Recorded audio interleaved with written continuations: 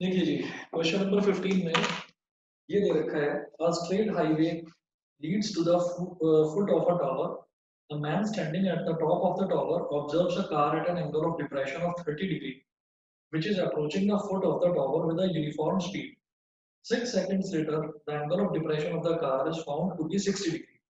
ठीक है?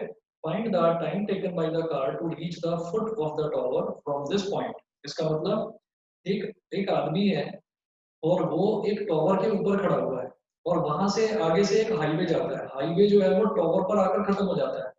तो वो टॉवर से हाईवे पर चलती हुई एक कार को देख रहा है।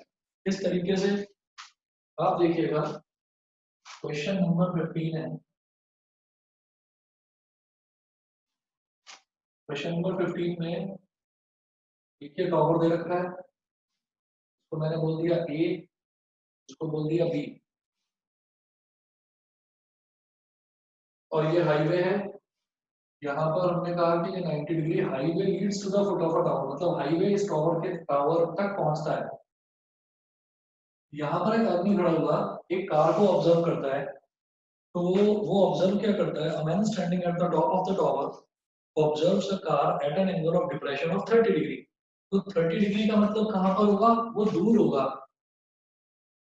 मतलब उसने कार को देखा,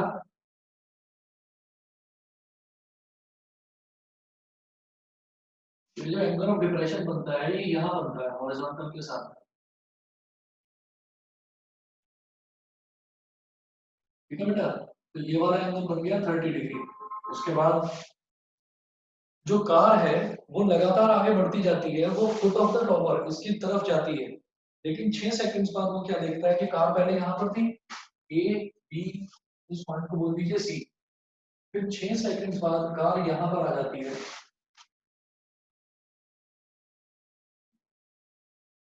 अब अगर वो कार को देखता है तो अब एंगल उसको दिखाई देता है 60 डिग्री।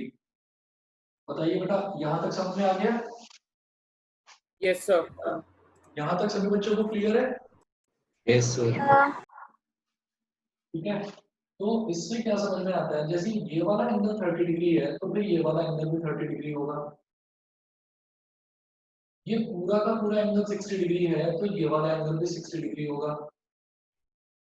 ठीक है, ये करने के बाद में इन्होंने बोला है 6 seconds later the angle of depression of the car is found to be 60 degree. Find the time taken by the car to reach the foot of the tower from this point. मतलब यहाँ से यहाँ तक आने में उसको लगते हैं 6 seconds। 6 seconds है ना। तो वो पूछ रहा है कि यहाँ से यहाँ तक जाने में कितना टाइम लगेगा, उसको आप मान लीजिए x सेकेंड्स। आप इस टाइम को मान लीजिए x सेकेंड्स। तो यही चीज मैं ना लिख लेता हूं, इस चीज को, और फिर इसको सॉल्व करते हैं। बस इसके अलावा मुझे और कोई डेटा दे नहीं रखा है इस क्वेश्चन में। तो हम यहाँ पर लिखेंगे कि लेट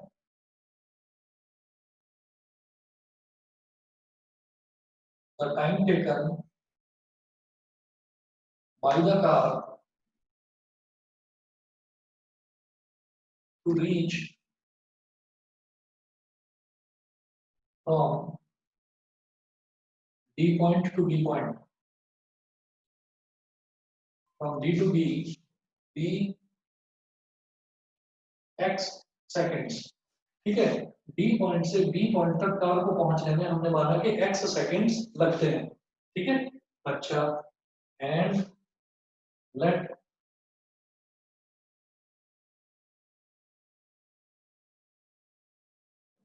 अच्छा, ये मुझे लेट नहीं करना है, ये मुझे दे रखा है कि कार एक यूनिफॉर्म स्पीड से चल रही है। तो हम ये कहेंगे car is travelling eight a uniform speed। car is traveling at a uniform speed, bracket में लिखिएगा गिवन, ये मुझे दे रखा है कि कार एक यूनिफॉर्म स्पीड पर चलती है, let it be V metre per second. वो जो स्पीड है उसको मैंने मान लिया वी मीटर पर सेकेंड। यहाँ तक बता दीजिए सभी बच्चों को क्लियर है?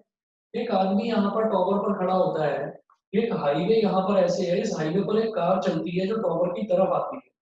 तो आदमी यहाँ से उस कार को जब देखता है तो उसको दिखाई देता है कि वो 30 डिग्री का एंगल ऑफ डिप्रेशन बना रहा है। उसके बाद क्या होता है, 6 सेकंड्स बाद ये कार लगातार यूनिफॉर्म स्पीड से, ये लगातार यूनिफॉर्म स्पीड मतलब वो स्पीड बढ़ भी नहीं रही है, वो स्पीड कम भी नहीं हो रही। अगर वो स्पीड 40 किलोमीटर पर आ रहा है तो वो 40 किलोमीटर पर आवर की कांस्टेंट स्पीड से चलती जा रही है कार।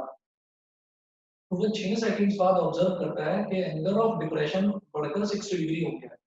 तो ये डिप्रेशन 30 डिग्री है तो एलिवेशन भी 30 डिग्री होगा।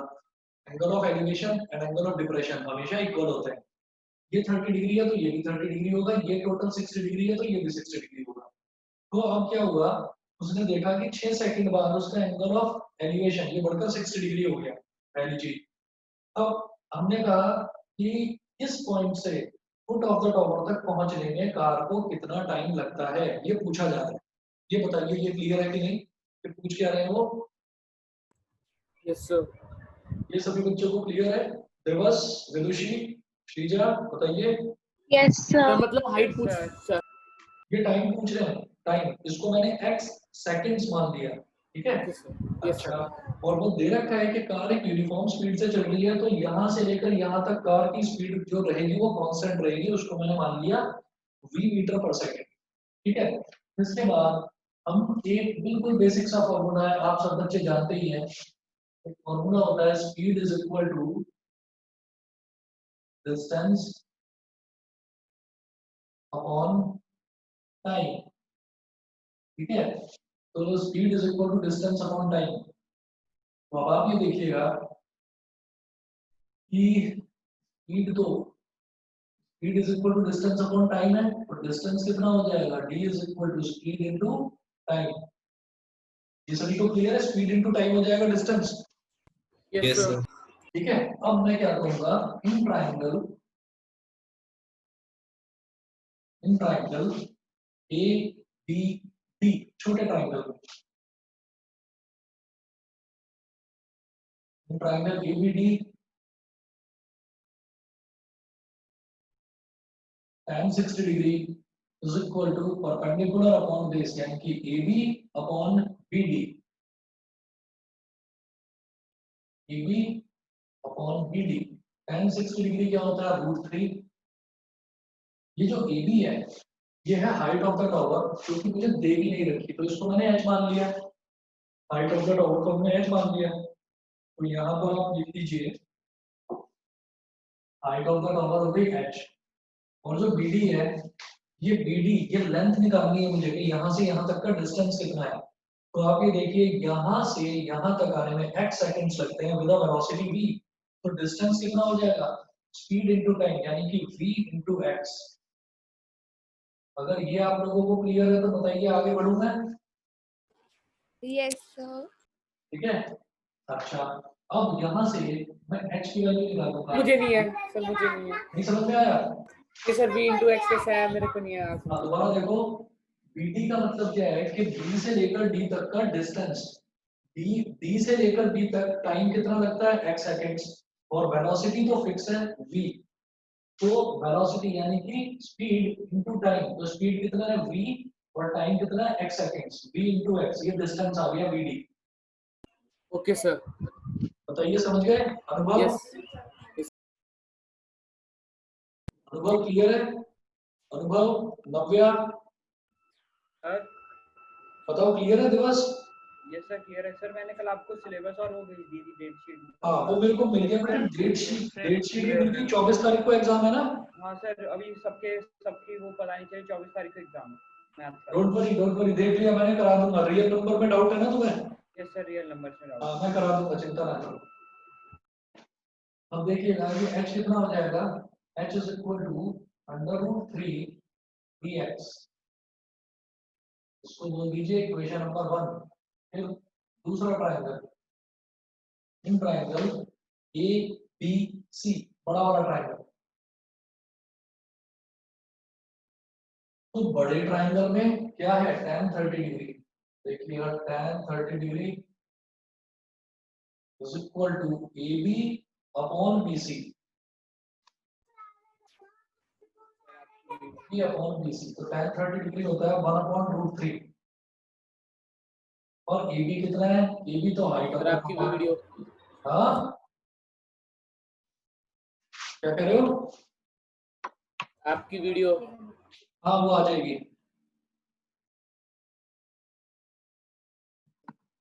अब देखिएगा कि tan 30 1/√3 is equal to A B upon B C. तो h तो हो गया ए बी, और बी सी कितना है, बी सी का मतलब यहां से लेकर यहां तक का टोटल डिस्टेंस। तो यहां से लेकर यहां तक का टोटल टाइम कितना है, 6 + x। और वेलोसिटी कितनी है, यानी कि स्पीड कितनी है, v। तो स्पीड इनटू टाइम, यानी कि ये कितना हो जाएगा, v इंटू 6 + x। बताइए क्लियर है। अब यहां पर भी आप करिए h√3 इज इक्वल टू, ये से मल्टीप्लाई हो जाएगा v इंटू 6 + x। तो h कितना हो जाएगा, v इंटू 6 + x अपॉन √3। ये हो गई इक्वेशन नंबर 2। ठीक है, तो इक्वेशन नंबर 1 h की वैल्यू ये आ गई, इक्वेशन नंबर 2 h की वैल्यू ये आ गई। ठीक, तो हम कहेंगे equate 1 and 2। Equate 1 and 2, first और सेकंड को आप इक्वेट कर दीजिए। तो h क्या आ गया, √3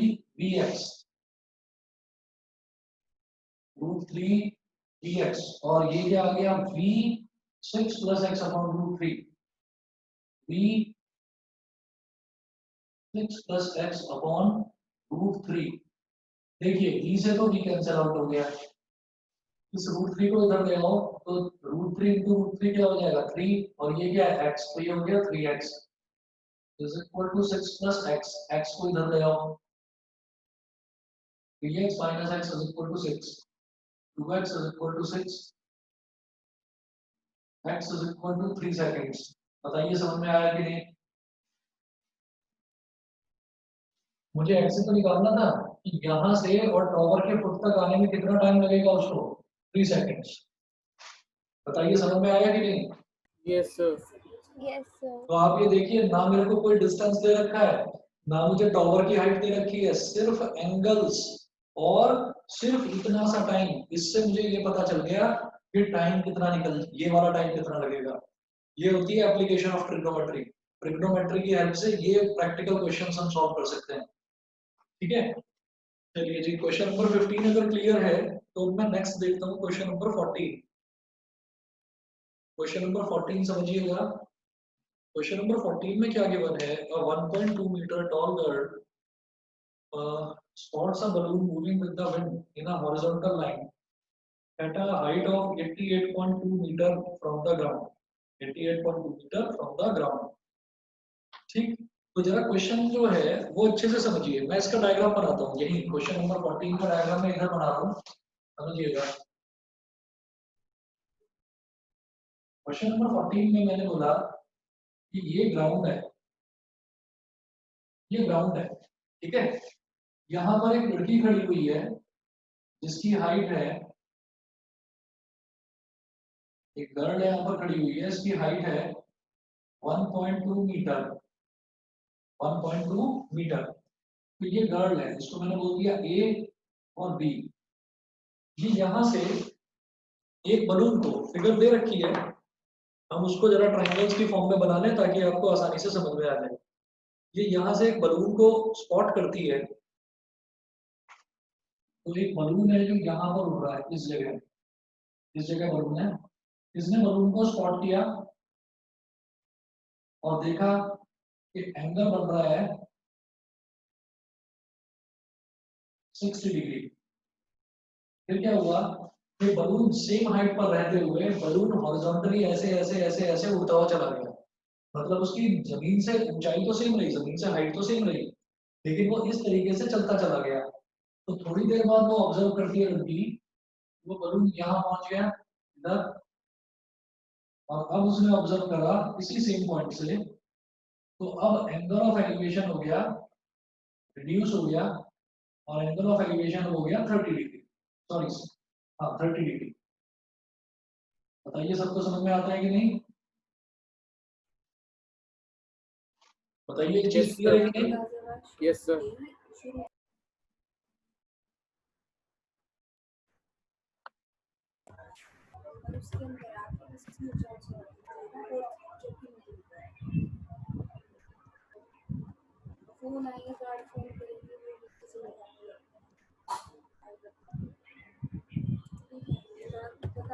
अब देखिएगा, ये 60 डिग्री और ये 30 डिग्री, और उन्होंने बोला कि बलून जो है, balloon is flying at a constant height of how much metre, 88.2 metre from the ground.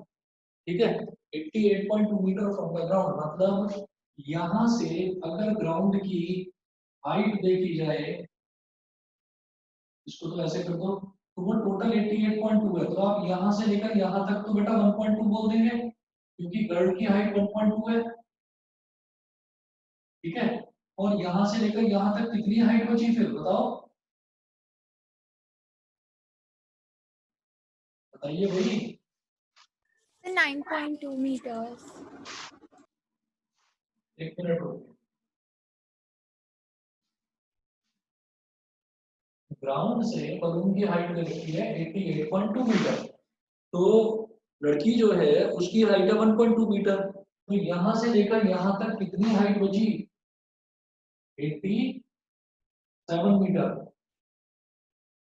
समझिए भाई, तभी तो टोटल 88.2 बनेगा। क्लियर है Sir, कि नहीं नहीं? आया, नहीं आया, नहीं आया समझ में? नहीं आया। मैं दोबारा बताता हूँ, देखो जो बलून है, एक बार तो बलून यहाँ पर उसने देखा, बलून को स्पॉट करा यहाँ पर, तो बलून एक फिक्स हाइट पर उड़ रहा है, उसकी हाइट चेंज नहीं हो रही है, बस वो यहाँ से ऐसे ऐसे ऐसे ऐसे इस जगह, यहाँ पर बलून था, उड़ते उड़ते उड़ते उड़ते इधर आ गया, वो ऊपर और नीचे नहीं हो रहा है, उसकी हाइट सेम है। ग्राउंड से उस बलून की हाइट कितनी है, 88.2 मीटर, लड़की की हाइट कितनी है, 1.2 मीटर। तो अगर यहाँ से और यहाँ तक का डिस्टेंस 87, तो ये 1.2 तो होगा, 87 प्लस 1.2 कितना होगा, 88.2। Yes, sir. अब तो समझ में हो गया? Yes, sir. बताइए आस्था, Yes, sir. आ क्लियर गया. है? Yes, sir. ठीक है जी। अब देखिए, ये दे रखा है मुझे ए, ये बी, मैं इस वाले पॉइंट को बोल दूंगा सी, इस वाले पॉइंट को बोल दूंगा डी, इस वाले पॉइंट को बोलूंगा ई, और इसको बोलूंगा मैं एफ। ठीक है, और अब देखिएगा ये पूछ क्या रहे हैं, मैं दोबारा पढ़ता हूँ क्वेश्चन, आप लोग भी पढ़िए। A 1.2 meter tall girl spots a balloon moving with the wind in a horizontal line at a height of 88.2 meter from the ground. ठीक है, the angle of elevation of the balloon from the eyes of the girl at any instant is 60 degree. After some time, the angle of elevation reduces to 30 degree. Find the distance traveled by the balloon during the interval. During the interval मतलब कि यहाँ पर इस जगह जब उसने balloon को देखा, लड़की ने यहाँ से जब बलून को देखा, तो एंगल था 60 डिग्री। ठीक है, मैं इसको थोड़ा सा साफ लिख देता हूँ, समझ में नहीं आ रहा होगा। जब इसकी लड़की ने देखा बलून को, तो इसका एंगल था 60 डिग्री, इस जगह पर यहाँ से यहाँ तक का ये पूरा बड़ा एंगल 60 डिग्री। ठीक, अच्छा, फिर उसके बाद ये हो गया 30 डिग्री। तो वो पूछ रहे हैं कि इस इंटरवल में, मतलब यहाँ से लेकर यहाँ तक ये डिस्टेंस कितना ट्रेवल करा। मैंने बोला A B C D E F, इसको बोल दो जी, और इस वाले पॉइंट को बोल दो एच। ठीक है, तो in triangle C H A, in triangle C H A, इस ट्राइंगल की बात करिए, तो आप ये देखिएगा सी एच tan 60 डिग्री, ये पूरा है tan 60 डिग्री, ये हो जाएगा C H upon A H.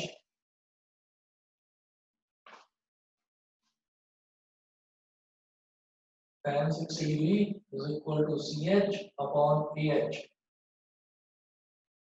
tan 60 degree की वैल्यू होती है √3 CH, यहाँ से लेकर यहाँ तक ये हाइट कितनी है, 87 मीटर। बताइए कोई प्रॉब्लम तो नहीं है ना। और ये जो ए एच है इसको ए एच ही रहने दो बस।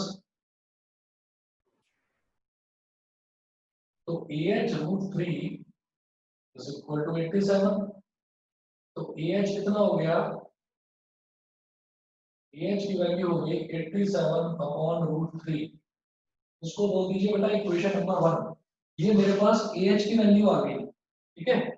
फिर उसके बाद मैं देखता हूँ दूसरा बड़ा ट्रायंगल, ये वाला ट्रायंगल डी ई ए। ये जो बड़ा ट्रायंगल है डी ई ए, ट्रायंगल डी ई ए, इस ट्रायंगल में क्या होगा, ये एंगल है tan 30 डिग्री। तो tan 30 degree is equal to DE upon AE। tan 30 degree is equal to DE upon AE। tan 30 degree क्या है 1 अपॉन रूट 3। और DE कितना है बेटा 87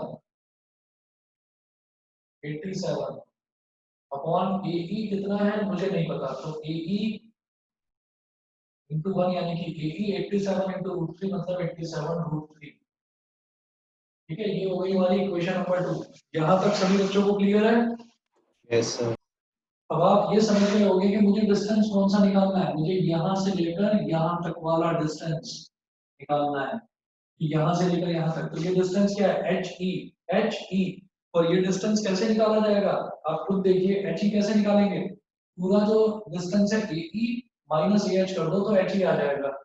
समझ गए? Yes sir.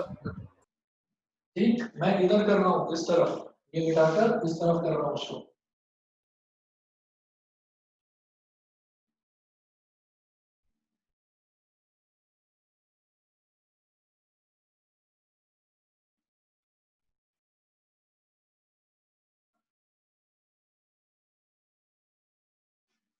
देखिएगा distance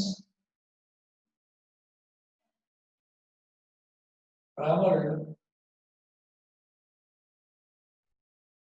by the balloon,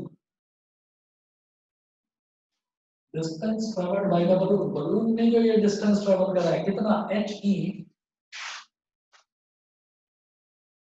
is equal to क्या हो जाएगा, ये A E minus A H.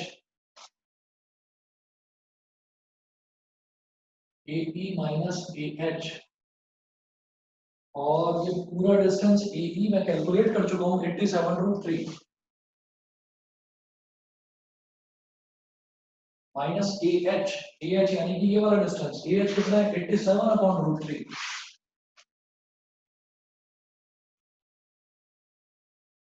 अब एलसीएम ले लीजिए, एलसीएम है रूट 3, इससे मल्टीप्लाई हो जाएगा तो 87 इंटू 3 हो गया ये माइनस 87। यहाँ भी 87 है, तो आप क्या कर सकते हैं इसमें 87 कॉमन ले लो तो ये ब्रैकेट में बच जाएगा 3 माइनस 1 अपॉन रूट 3। ठीक है, रूट 3 डिनोमिनेटर में भी रूट 3 से मल्टीप्लाई कर दो, न्यूमरेटर में भी रूट 3 से मल्टीप्लाई कर दो। तो ये हो गया 87 मल्टीप्लाइड बाई 3 माइनस 1 कितना होता है 2, और ये हो गया रूट 3। और रूट 3 इंटू रूट 3 कितना हो गया 3 2 जा 6, 8 माइनस 6 कितना हो गया 2, 27, 3 9 जा 27, 29 2 जा कितना हो गया 58। तो 58 रूट 3 मीटर ये आ रहा होगा डिस्टेंस। जरा पीछे आंसर चेक करो, पीछे आंसर चेक करिए एक बार। कर रहा हूँ। हाँ देखो तो बताओ, और अगर पॉइंट्स में दे रखा हो तो समझ लेना रूट 3 की वैल्यू डाली होगी 1.732। ठीक है सर। देखो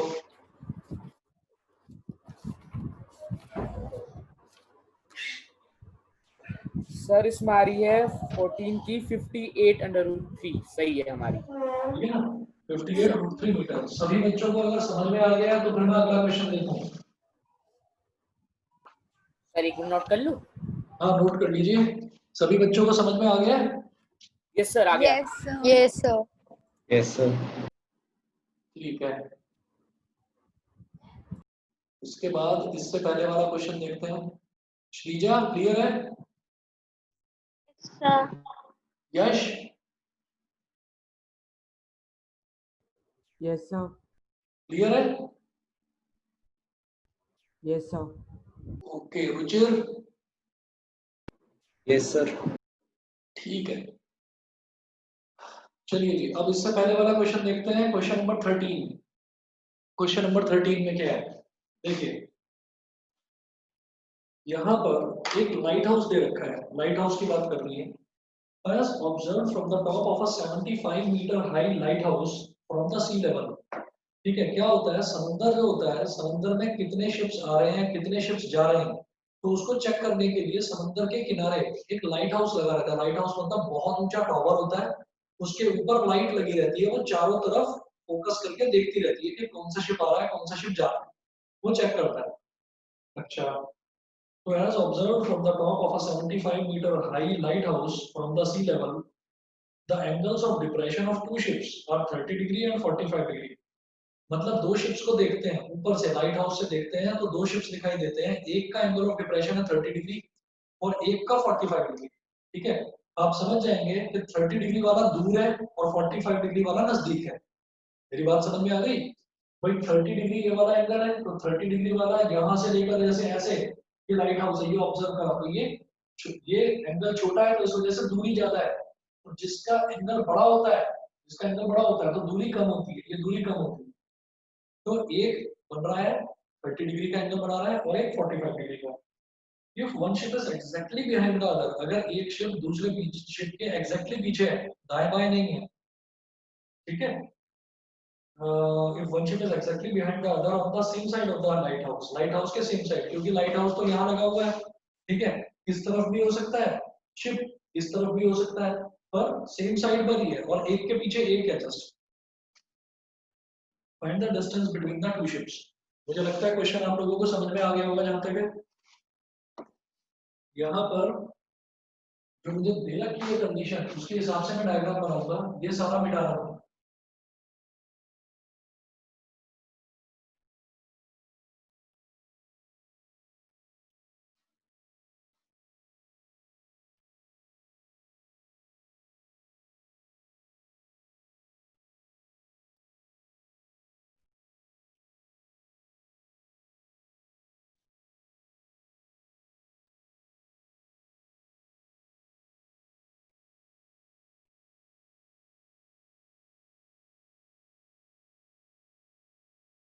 सर आप रिवीजन कब शुरू करवाओगे? हाँ जी, ये रिवीजन कब शुरू कराओगे? आवाज नहीं आ रही, थोड़ा सा जोर से बोल दो बेटा प्लीज। सर रिवीजन कब शुरू करवाओगे आप? कौन से चैप्टर का करना है रिवीजन? सर एक तो रियल नंबर्स पहले डाउट क्लियर, उसका डाउट क्लियरिंग, मतलब वो डाउट क्लियर करना था, एक बार फिर से बता देना क्योंकि आ नहीं रहा था मेरे को। और बाकी उसका टेस्ट ले लो आप, प्लीज टेस्ट ले लेना। ठीक है, मैं कर लूंगा जल्दी, ओके सर। है ना। कल पढ़ाता हूँ, कल तो इसी को मैं आगे कंटिन्यू करूंगा और परसों की ऑफ रखूंगा, फिर 5 तारीख से देखता हूँ किस तरह से प्लान करना है। Okay sir. चलिए जी, अब देखिएगा, मैं यहाँ पर एक लाइट हाउस बनाता हूँ, क्वेश्चन नंबर 13।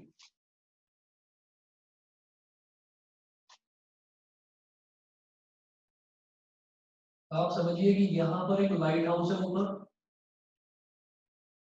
इसको मैंने बोल दिया ए, इसको मैंने बोल दिया बी। इस लाइट हाउस से हम दो शिप्स को देखते हैं, तो एक शिप तो यहाँ पर है, इसका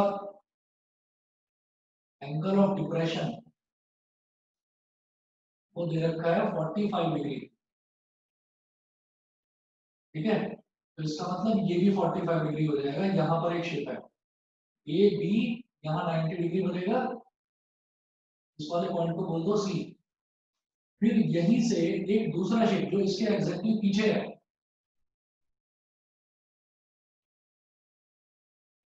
उसका जब एंगल ऑफ डिप्रेशन चेक करा गया तो उसका एंगल ऑफ डिप्रेशन आएगा ये, 30 डिग्री। ठीक है, जब ये 30 डिग्री है तो इसका मतलब ये भी 30 डिग्री होगा। बताइए समझ में आया कि नहीं? Yes sir. तो एंगल ऑफ डिप्रेशन का सिर्फ इतना काम होता है कि मैं उससे एंगल ऑफ एलिवेशन निकाल सकूं। तो एक शिप यहाँ पर है पॉइंट सी पर और एक शिप यहाँ पर है पॉइंट डी पर। तो दो शिप्स ये हो गए। उसके बाद ये पूछ रहे हैं find the distance between the two ships. तो दो शिप्स के बीच का डिस्टेंस क्या है? C D.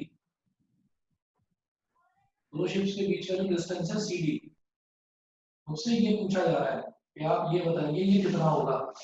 ठीक है, और बाकी कोई भी डिस्टेंस मुझे दे नहीं रखा है। मुझे सिर्फ लाइट हाउस की हाइट दे रखी है उन्होंने 75 मीटर हाइट और दो एंगल दे रखे हैं। ये 75 मीटर है इसकी हाइट और ये बीसी कितना है मुझे ये भी नहीं पता। बीसी कितना है मैं ये भी नहीं जानता। ठीक है, तो अब हम क्या करेंगे? खैर, मुझे डिस्टेंस बिटवीन टू शिप्स निकालना है तो हम तो वो देखेंगे कि हमारे पास कौन से दो राइट ट्रायंगल बन रहे हैं और उन दो राइट ट्रायंगल्स में मैं ये आपका tan का फॉर्मूला लगा दूंगा। तो आप देखिए सबसे पहले in triangle A B C, in triangle A B C tan 45 degree is equal to A B upon B C.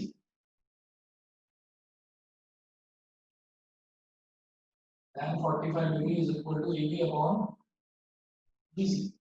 अब tan 45 डिग्री होता है 1 और ए बी कितना है 75। BC BC into 1 BC, तो BC is equal to कितना आ गया 75 metre. एक तो ये चीज आ गई मेरे पास। दूसरा, अब मैं कहूंगा कि मैं बड़ा ट्रायंगल ले लेता हूँ, ये वाला, in triangle A B D, in triangle A B D, बड़े ट्रायंगल की बात करते हैं। In triangle A B D, इसमें एंगल क्या है 30 डिग्री। तो tan 30 degree is equal to क्या हो जाएगा A B upon B D. अब tan 30 डिग्री है 1 अपॉन रूट 3। ए बी है 75 और ये हो गया बी डी इंटू 1 मतलब सिर्फ B D is equal to 75 root 3। ये हो गया।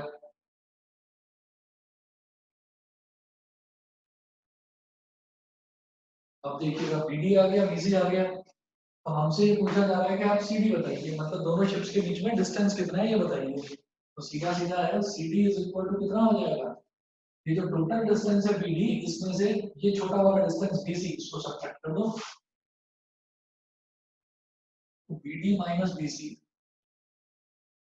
अब जो BD है वो है 75 रूट 3 माइनस BC कितना है 75।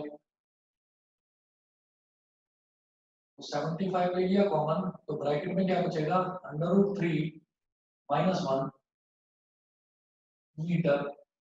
देखो देखो आंसर यही दे रखा है नीचे या पॉइंट्स में दे रखा है, चेक करो। कर रहा हूँ, एक मिनट क्या कर रहा हूँ। हाँ देखो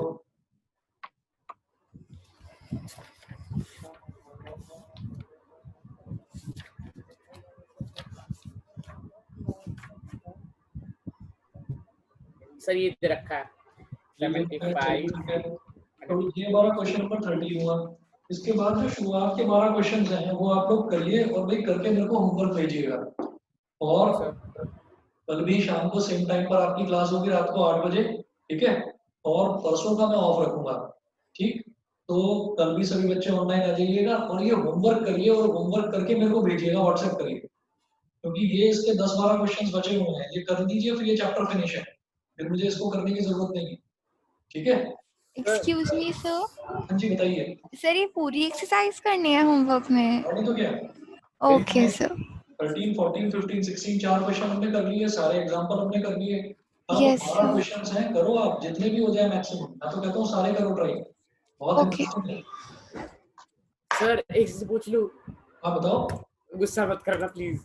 नहीं नहीं सर ये जो एंगल ऑफ डिप्रेशन होती है ऊपर वाली साइड, हाँ, ये आपको कैसे पता चलता है कि ये वाली एंगल इस लाइन के ऊपर आएगी और ये वाली एंगल इस लाइन के ऊपर आएगी? ये ऐसे पता चलता है कि जो भी एंगल बड़ा होता है ना, जो भी एंगल बड़ा होता है तो समझ लेना कि उसका डिस्टेंस जो है वो कम होगा, जो भी एंगल बड़ा होगा, और जो भी एंगल छोटा होगा, जितना छोटा एंगल होगा उतना ही डिस्टेंस ज्यादा होता है। ओके, ठीक ठीक है ना, है। बस ये और बताया करो। Excuse me, sir. हाँ जी बताइए। सर बस लास्ट एक्सरसाइज होमवर्क करना है, बाकी सारे कर लिए थे। क्या कह रहे हो, दोबारा बताओ। सर बस लास्ट एक्सरसाइज होमवर्क है ना, हाँ, एक्सरसाइज 9.1 और इसमें पूरा आपको, चैप्टर कर लिया। ठीक है बहुत बढ़िया, क्वेश्चन नंबर 1 से 12 तक करना है। ओके सर, ठीक है बस यही लास्ट बचा था, मैं कर लूंगी। ठीक है ठीक है, चलिए जी बेटा फिर ठीक है। Thank you, sir. Thank you sir, bye okay sir. Okay thank you sir. Okay. Bye.